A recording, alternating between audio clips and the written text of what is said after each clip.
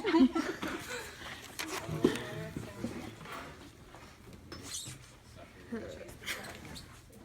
me first start out by saying that I don't mean to sound like a negative person. I'm just being realistic. Everyone has something that bothers them. And mine are just little things that I'd assume would be easy for people to fix. Yet I constantly find myself cringing and having to politely ask people to please stop.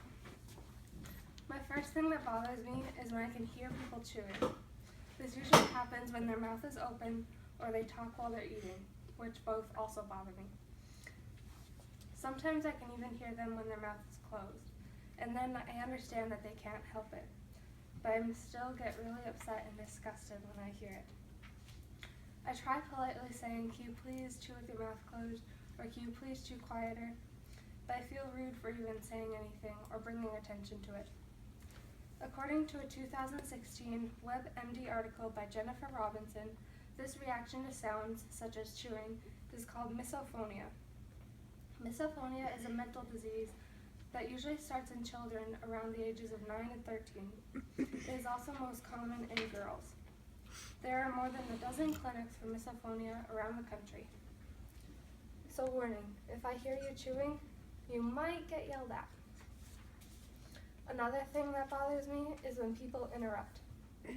I get so frustrated when I'm telling a story or even talking to someone and someone feels the need to interrupt me. I can be in the middle of a sentence and the other person will try and finish my thought, but go on a completely different track that I was going to say. Dr. Michael Hurd explained in his 2016 article called "Why People Interrupt" is that it's mostly because of anxiety. People have anxiety about being heard or trying to fit in, or a couple other reasons. Sometimes they don't even realize they're doing it. And although it bothers me, I do find myself interrupting sometimes, so I do understand how hard it is. There are more things that bother me, but the last one I'm going to talk about is people who do not wash their hands after using the bathroom. I'm so grossed out when I watch someone walk out of the stall and walk out of the bathroom without washing their hands, which happens quite often too. In 2015, Madeline Davies wrote an article on Daily Mail about a survey washroom company called Initial Washroom Hygiene, who did a survey on 100,000 people around Europe. The results were disturbing.